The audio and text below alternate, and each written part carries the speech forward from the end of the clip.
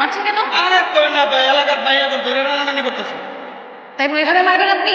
হ্যাঁ, না না, খালি মারে, রক্ত খাওয়ান দেয় না, মারতেছে।